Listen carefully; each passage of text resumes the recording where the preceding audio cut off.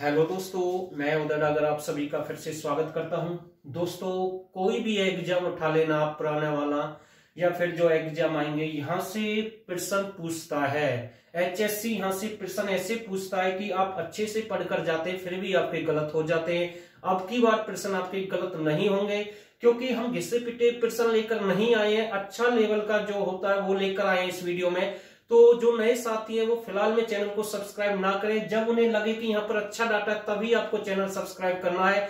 और धीरे धीरे सारे जो टॉपिक है आपके पत्रिका, रचना, कविता से संबंध कंप्लीट कर दूंगा। तो वीडियो के साथ बने रहें। वीडियो थोड़ी सी लंबी हो सकती है, लेकिन वीडियो काट कर बिल्कुल ना देखें, क्योंकि एक से एक अच्छा प्रश्न आपको इस वीडियो में मिलेगा। देखो, मैं बात करता हूं, पहला जो है सुरेंद्र शर्मा। कौन है भाई? सुरेंद्र शर्मा।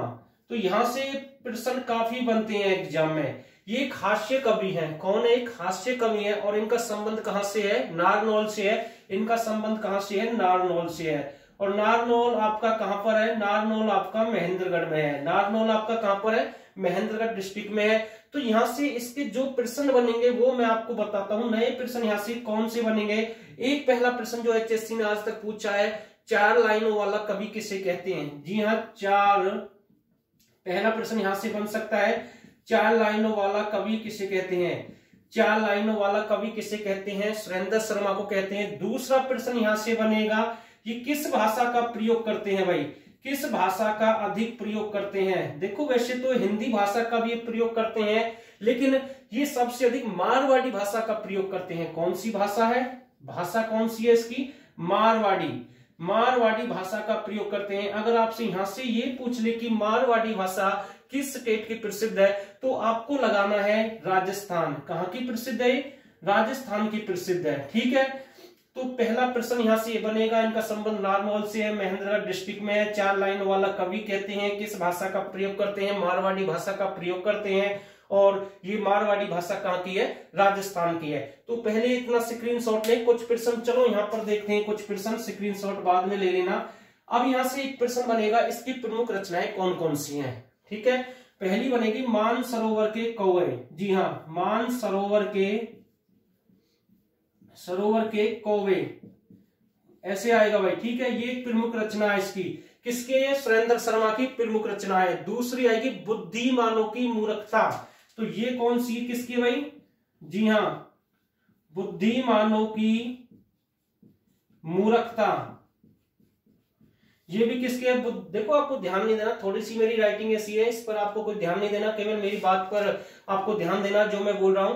बुद्धिमानों की मूर्खता, मान सरोवर के कौवे, और एक और इसकी बड़े बड़ों के उत्पाद। कौन सी है भाई? बड़े बड़ों के उत्पाद। जी हाँ, बड़े बड़ों के उत्पाद। तो ये प्रमुख रचना है इसकी। तो यहां से और इसका कोई प्रश्न नहीं बनेगा। तो ये आपको नोट करना है। गिने चुने 8-7 प्रश्न है, तो स्क्रीनशॉट ले ले भाई जल्दी से। कुछ प्रश्न और देखते हैं। ठीक है भाई, एक एक प्रश्न कवर कराऊंगा अच्छे लेवल के, तो वीडियो के साथ बने रहे आप सभी। और मैं फिर से कह रहा हूं, जो नए साथी हैं चैनल अभी सब्सक्राइब ना करें, बाद में आपको चैनल सब्सक्राइब करना जब आपको लगे कि यहाँ पर अच्छा डाटा है, तभी आपको ये काम करना है। एक प्रश्न आता है, हरियाणा का प्रसिद्ध उपन्यासकार किसे कहते हैं? हरियाणा का इंपोर्टेंट भाई, हरियाणा का प्रसिद्ध उपन्यासकार। पहला प्रश्न ये बनेगा भाई।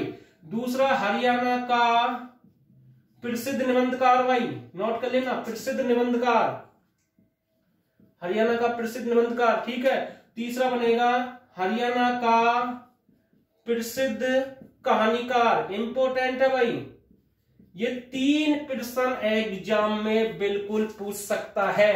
तो पहले का जो आंसर है, हरियाणा का जो प्रसिद्ध उपन्यासकार है मोहन चोपड़ा। कौन है भाई? मोहन चोपड़ा है। कौन है? मोहन चोपड़ा। ये प्रसिद्ध उपन्यासकार है। ठीक है, और यहां से पूछ ले, हरियाणा का प्रसिद्ध जो निबंधकार है ये कौन है? बाल मुकुंद गुप्त। कौन है भाई? बाल मुकुंद गुप्त है भाई। कौन है? बाल मुकुंद गुप्त है। ठीक है, उपन्यासकार मोहन चोपड़ा है, प्रसिद्ध निबंधकार बाल मुकुंद गुप्त है। और तीसरा है भाई हरियाणा का प्रसिद्ध कहानीकार। तो चलो मैं यहां पर लिख देता हूं, जो प्रसिद्ध कहानीकार है ये है विशंबर नाथ कौशिक। जी हाँ, विशंबर नाथ कौशिक, जिनका संबंध कहां से है? अंबाला से है। चलो, ये प्रश्न बन सकते हैं यहाँ से। अगर मैं विशंबरनाथ कौशिक की मैं बात कर रहा हूं तो इसकी एक पत्रिका भी है। कौन सी पत्रिका है? चांद मासिक पत्रिका। कौन सी है? चांद मासिक पत्रिका है भाई। और यहां से ये भी पूछ सकता है चांद मासिक पत्रिका का संबंध किस जिले से है। तो जिले पहले आपको ध्यान रखना है, जिला वही रहेगा जो इसका लेखक है। कौन है? विशंबरनाथ कौशिक है। तो जिला इनका कौन सा है? अंबाला है। सीधी सी बात है, ठीक है, इससे इसका संबंध है। लेकिन एक बात और मैं आपको बता दूं, चांद मासिक जो पत्रिका है इसमें यह प्रश्न भी बन सकता है भाई, चांद मासिक पत्रिका में किसका वर्णन किया गया है? चांद मासिक पत्रिका में किसका वर्णन है? तो आपको ध्यान रखना है चांद मासिक जो पत्रिका है इसमें किसका वर्णन है? आपका 1857 की जो क्रांति हुई थी, क्या हुई थी? 1857 की क्रांति हुई थी, जिन्हें फांसी दी गई है। केवल किसके बारे में वर्णन है? जिन्हें फांसी दी गई है उन राजाओं के बारे में वर्णन है। जैसे कि एक राजा है आपके, कौन से राजा है? एक आपके राजा का नाम है राजा नाहर सिंह। कौन है भाई? राजा नाहर सिंह है। दूसरे आपके बहादुर जंग खां है। कौन है भाई? बहादुर जंग खां है, ठीक है। तो केवल 1857 की क्रांति का वर्णन है और जिन्हें फांसी दी गई है। तो स्क्रीनशॉट ले भाई जल्दी से। कुछ प्रश्न और देखते हैं। और मैं अब आपसे कह रहा हूं, अगर आपको लगता है कि चैनल पर अच्छा डाटा है और अच्छे से कवर करा रहे हैं तो आप चैनल को सब्सक्राइब कर दें और बेल आइकन वाला जो बटन उसे जरूर प्रेस कर दें। अगर आप ऐसा नहीं करेंगे तो नेक्स्ट वीडियो का नोटिफिकेशन आपको नहीं मिलेगा, ठीक है।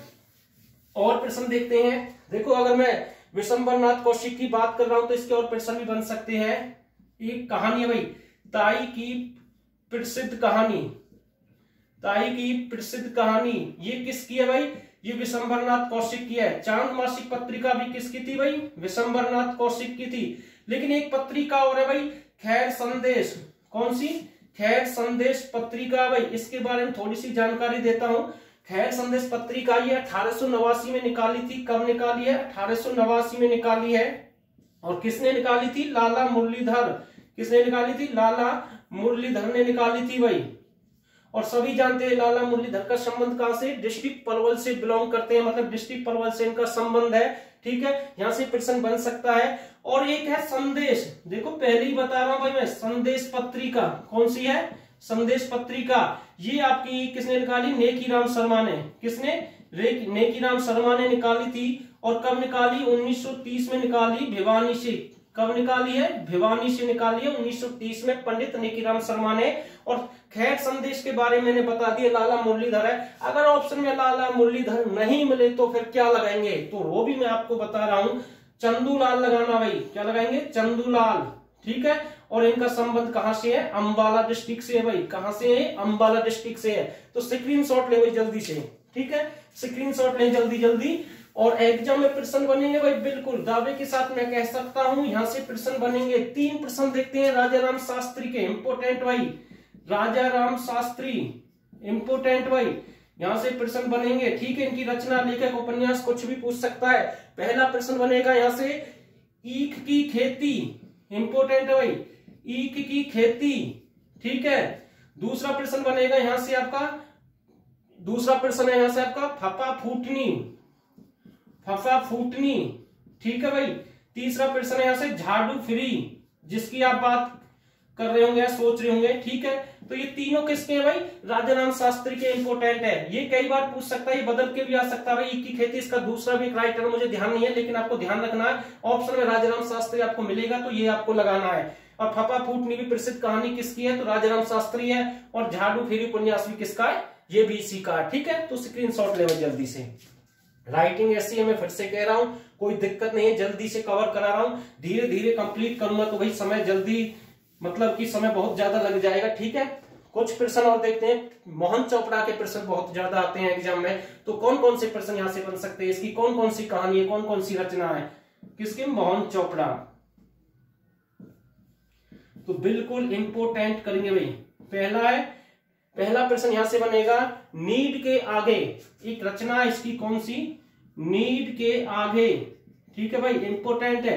दूसरी है इसकी बाहें, ठीक है। तीसरी है पीले पत्ते, कौन सी भाई? पीले पत्ते। चौथी है आधा कटा हुआ सूर्य, आधा कटा हुआ सूर्य, ठीक है, ठीक है। आधा कटा हुआ सूर्य। बंद दरवाजा, इंपोर्टेंट है भाई, बंद दरवाजा, ठीक है। अगली है अकेला आदमी, कौन सी है भाई? अकेला आदमी, अकेला आदमी, ठीक है। तो ये इसकी कुछ इंपोर्टेंट रचनाएं कह सकते हैं, उपन्यास कह सकते हैं, मतलब कि कुछ भी पूछ सकता है। और एक है एक छाया, कौन सी है भाई? एक छाया। तो स्क्रीनशॉट ले, ये सारी किसकी है भाई? मोहन चोपड़ा की है। इंपोर्टेंट है भाई, ये सारी किसकी है? मोहन चोपड़ा की है। तो ये आपको ध्यान रखना है, इसमें बंद दरवाजा है नहीं? हाँ है, तो ये भी इसी की इंपोर्टेंट है, ठीक है। तो जल्दी से स्क्रीनशॉट ले भाई, बहुत जल्दी कोशिश कर रहा हूं अपनी तरफ से, क्योंकि समय किसी का बर्बाद नहीं करना। अगर नॉलेज है अच्छी तभी आए, नहीं वरना बहुत सारे चैनल हैं, पता नहीं क्या क्या पढ़ाते हैं, घिसा पिटा, और बोलते हैं कि हमारे चैनल को सब्सक्राइब करें। भाई मैं नहीं कह रहा आप हमारे चैनल को सब्सक्राइब करें, अगर लगता है पर डाटा है तो तभी सब्सक्राइब करें, ठीक है। तो कुछ प्रश्न देखते हैं। जो अगले प्रश्न है ना, बहुत ही अच्छे प्रश्न है। हरियाणा का प्रसिद्ध जैन साहित्यकार पूछ सकता है, कौन कौन से प्रमुख जैन साहित्यकार है? तो नोट कर लेना भाई, जैन साहित्यकार कौन कौन से हैं। हरियाणा के प्रसिद्ध जैन साहित्यकार, देखो एक है पुष्पदत्त, सभी जानते हैं इसके बारे में, पुष्पदत्त है भाई, सभी जानते हैं, जैन साहित्यकार है, ठीक है। कौन है भाई? पुष्पदत्त साहित्यकार है, जैन साहित्यकार है, ठीक है। और दूसरा है श्रीधर, ये भी इंपोर्टेंट है, कई बार एग्जाम आया, श्रीधर, इसके बारे में जानते हैं। लेकिन जो अब मैं डाटा आपको बताऊंगा वो मोस्ट इंपोर्टेंट है। पहला है मालदेव, एग्जाम में आ सकता भाई, मालदेव, ठीक है। दूसरा है सुंदरदास, ठीक है, दूसरा कौन सा है? सुंदरदास। तीसरा है आपका भगवती दास, कौन सा भाई? भगवती दास, ठीक है। और एक आपका आ सकता है लोहाचार्य, कौन सा है? लोहाचार्य। और एक और है मेरे हिसाब से, वो है आपका विजयानंद, जी हाँ, विजयानंद सूर्य के नाम से भी आ सकता है, विजयानंद। ये कौन है? ये प्रमुख जैन साहित्यकार हैं। दिमाग में बिठा ले ढंग से, इनको सभी जानते हैं। पुष्पदत्त, श्रीधर, मालदेव आ जाए, सुंदरदास आ जाए, भगवती दास आ जाए, लोहाचार्य आ जाए, विजयानंद सूर्य आ जाए। और ये भी आया भाई, ऑनलाइन एग्जाम है उसमें पूछा है ये, ठीक है। हो सकता है अगला नंबर इसका हो, इसका हो, इसका हो, या फिर इसका हो, इसके ज्यादा चांस है मालदेव के, ठीक है। तो ध्यान रखना भाई, स्क्रीनशॉट ले जल्दी से। कुछ प्रश्न और देखते हैं चौरंगीनाथ से संबंधित, जल्दी से कवर करेंगे, बिल्कुल बहुत ही जल्दी, ठीक है। अगला प्रश्न बन सकता है जो आपका संत चौरंगीनाथ है, उनसे रचनाएं पूछ सकता है, उनके कौन कौन से प्रश्न हैं।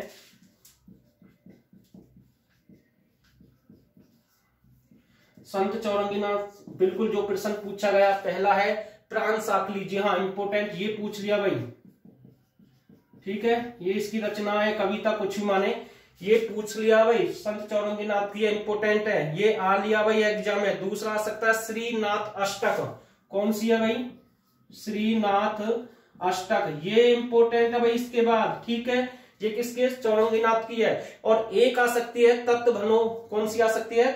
तत्भनो, जी हाँ, तत्भनो प्रदेश, ये भी किसकी है? चौरंगीनाथ की है। और कमेंट करना भाई संत चौरंगीनाथ का किस डिस्ट्रिक्ट से संबंध है, इजी प्रश्न है। और संत चौरंगीनाथ का जो मठ है वो कौन सी शताब्दी का बना हुआ है, क्योंकि ये प्रश्न मैंने कवर करा दिए हैं अगर किसी ने ढंग से तैयारी की होगी, ठीक है। ऑप्शन भी मैं आपको दे रहा हूं, 8वीं शताब्दी, 9वीं शताब्दी, 10वीं शताब्दी, 11वीं शताब्दी, ठीक है। कमेंट करना, कमेंट से हमें पता लगेगा कि आपने यहां तक इस वीडियो को देखा है। तो स्क्रीनशॉट ले भाई जल्दी से।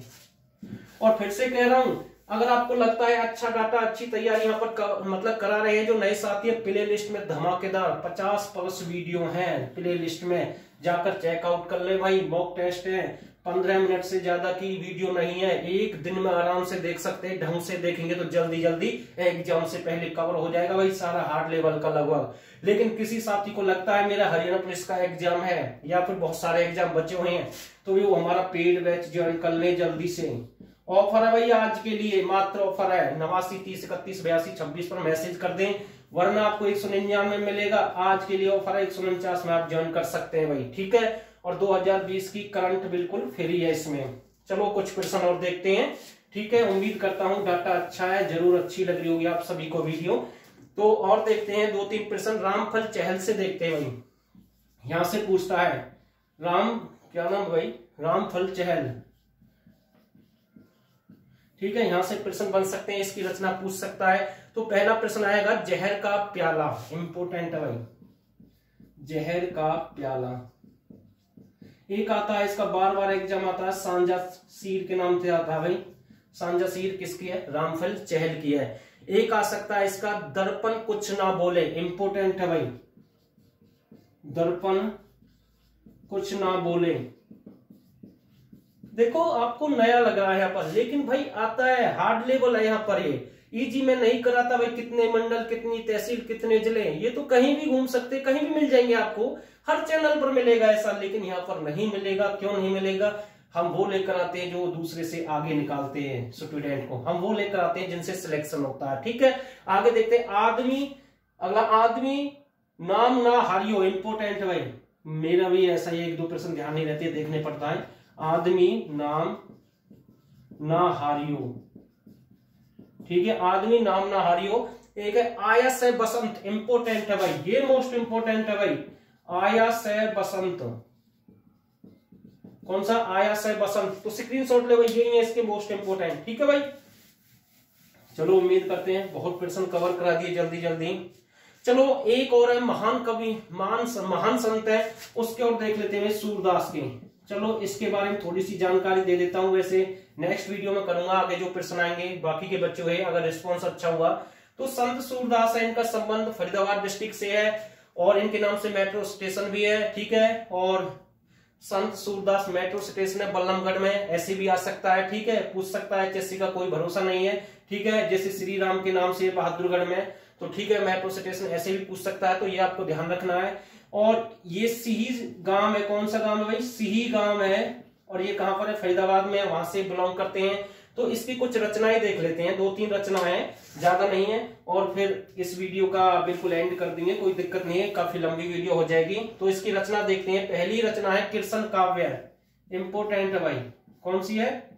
कृष्ण काव्य है भाई। ठीक है, दूसरी है जो इंपोर्टेंट है इसकी, 1.25 लाख मंत्र, इंपोर्टेंट है भाई, 1.25 लाख मंत्र या रचना भी कह सकते हैं। ठीक है, और एक है इसकी 27 सहस्त्र श्लोक, इंपोर्टेंट है भाई, 27 सहस्त्र